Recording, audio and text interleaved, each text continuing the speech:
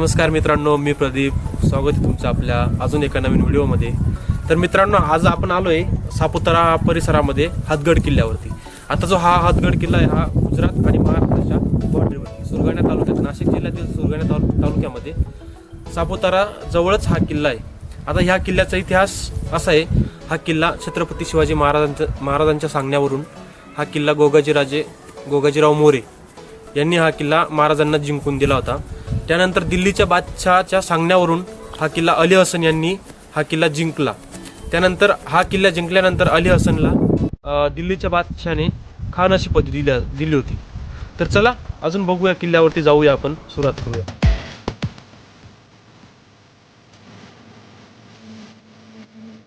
मित्रांनो, हा किल्ल्याची चढाई जी आहे ती एवढी अवघड नसल्यामुळे साधी चढाई आहे, कारण इथपर्यंत किल्ल्याच्या बऱ्याच वरतीपर्यंत आपल्याला गाड्या वगैरे येत आहे.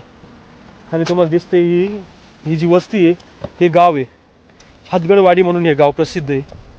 त्याच्यानंतर यांनी असे इथं पायऱ्या वगैरे बनवलेल्या आहेत.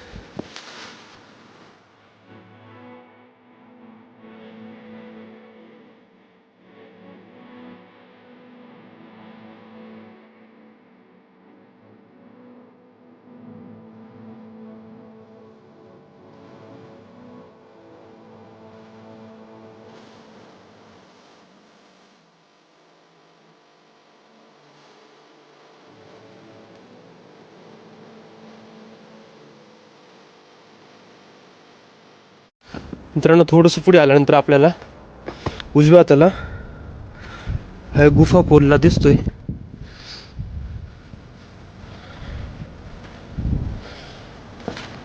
त्याच्यानंतर थोडंसं पुढे आल्यानंतर आपल्याला एक शिलालेख दिसतो.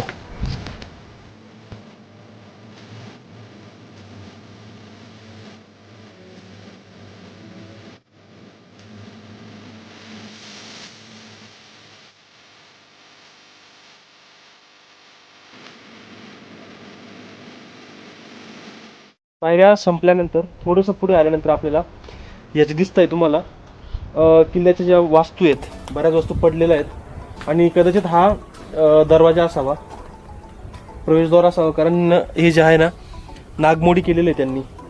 आणि त्याच्यानंतर ही प्रवेशद्वार संपल्यानंतर आपल्याला लगेचच इथं तुम्हाला किल्ल्याच्या वास्तू वगैरे दिसत असतील. आणि इकडे आपल्याला प्रवेशद्वार आहे एक. तर प्रवेशद्वारात ना आपण परत पुढे जाऊया.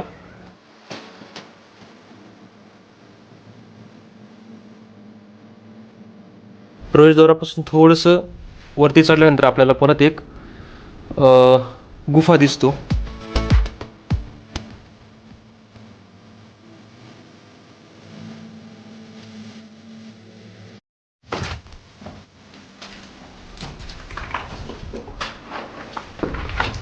मित्रांनो, प्रवेशद्वारापासून थोडंच पुढे आल्यानंतर आपल्याला इथं काहीतरी केलेलं आहे त्यांनी, जागा वगैरे कशी तरी केलेली. त्याच्यानंतर थोडंसं पुढे आल्यानंतर आपल्याला त्यांनी दगड कामात कोरलेलं आहे. ते कशासाठी बोललंय ते काय सांगता येणार नाही आपल्याला, पण पूर्ण हा छंडीने तोडून काढलेलं आहे. हे सुद्धा हे जे दिसतंय तुम्हाला, हे पूर्ण छंडीने तोडून काढलंय. वरती पण त्यांनी काहीतरी जागा केलेल्या आहेत, छोट्याशा खाचा वगैरे बनवून ठेवलेला आहे. त्याच्यानंतर आपल्याला हनुमंताची मूर्ती, आता कोरीव कामात मूर्ती दिसते. थोडस पुढे आल्यानंतर मित्रांनो आपल्याला परत एक प्रवेशद्वार दिसतंय.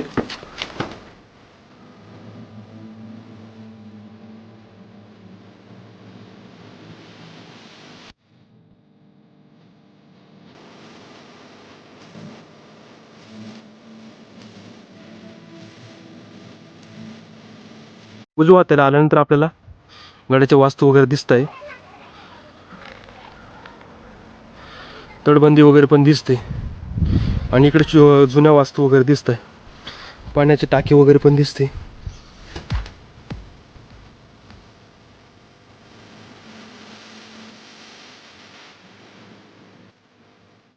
या वास्तू दिसतंय तुम्हाला, या वास्तूंच्याच थोड्याशा खालच्या बाजूने आपल्याला एक पाण्याचं टाकं दिसते.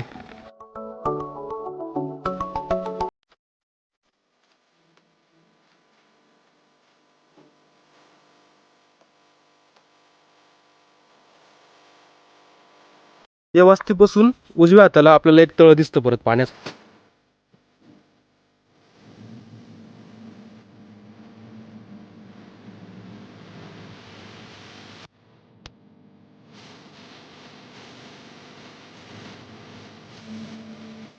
दिसतंय हे किल्ल्यावरचं सगळ्यात मोठं तळ आहे. त्याच्यानंतर तुम्हाला जो मध्ये खांब दिसत असेल तर पूर्वीच्या काळी जो त्या खांबाचा जो वापर व्हायचा तो पाण्याची घनता मोजण्यासाठी. पाणी ह्या तळ्यातला जो दगड निघायचा तो दगड किल्ल्याच्या बांधकामासाठी वापरला जायचा. म्हणजे कुठली वास्तू बांधण्यासाठी किल्ल्याचा या तळ्यातला जोही दगड निघणार आहे या दगडाचा वापर किल्ल्याच्या वास्तू बांधण्यासाठी व्हायचा. हा इकडचा जो पट्टा आहे हा जो कसमादी म्हणजे बागलान जो पट्टा म्हणतो ना आपण, हा बागलांचा पट्टा तुम्हाला दिसत असेल इकड साईडला. आणि तो जो दिसतोय तिकडच्या साईडला तो गुजरात म्हणजे सापुताराचा जो पट्टा आहे तो सापुताराचा पट्टा दिसतोय आपल्याला. त्याच्यानंतर इकडे सुरगाणा वगैरे इकडच्या साईडला आपल्याला सुरगाणा वगैरे साईड दिसते आपल्याला. आणि इकडे दिंडोरी आणि निफाडचा काही भाग दिसतोय आपल्याला.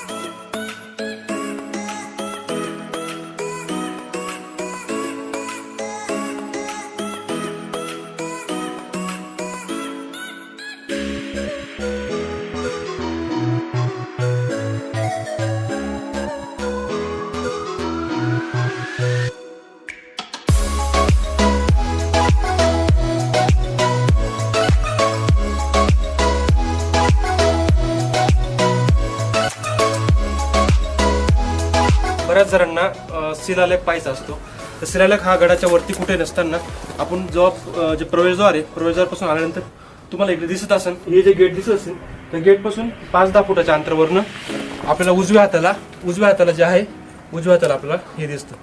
चला त्या गेटपासून थोडंसं उजव्या हाताला आपल्याला असं एक ग्रिलिंग वगैरे दिसते. ॲक्च्युली हे पायऱ्यांमुळे किंवा तटबंदीमुळे ते दिसत नाही, पण थोडंसं पुढे आल्यानंतर आपल्याला असं ग्रिलिंग वगैरे केलं आहे त्यांनी आपल्या सुरक्षेसाठी. गडाला त्या साईडवर रस्ता आहे माझ्या उजव्या साईडनं. आणि थोडंसं पुढे आल्यानंतर आपल्याला जी गोष्ट बघण्यासाठी आपण किल्ल्यावरती आलो होतो ती गोष्ट फायनली आज तुम्हाला दाखवते. हा जो आहे हा शिलालेख लिहिलेला आहे. आता ही जी ज्या भाषेत लिहिलं आहे ही संस्कृत म्हणजे मॉडर्न संस्कृतमध्ये लिहिलं आहे. म्हणजे ज्यांनी ज्ञानेश्वरी पारायण वगैरे जे वाचत असतील त्यांना ही भाषा म्हणजे कळतं, वाचायला सोपी जाते. गडावर ज्या गोष्टीसाठी आलो होतो ते आपल्याला शिलालेख वगैरे आपल्याला सापडलेला आहे. तर गडावर बघण्यासाठी बरंच काही वास्तू चांगल्या अवस्थेत आहेत, काही वास्तू पडलेल्या अवस्थेत आहेत. तर आम्ही आमच्या व्हिडिओच्या माध्यमातून जेवढं तुम्हाला किल्ला दाखवण्याचा प्रयत्न केला, जेवढं शक्य झाला तेवढं आम्ही तुम्हाला दाखवलं आहे. बाकी जर तुम्हाला हा व्हिडिओ आवडला असेल तर लाईक करा, शेअर करा आणि जर चॅनलला नवीन असेल तर सबस्क्राईब करा. धन्यवाद.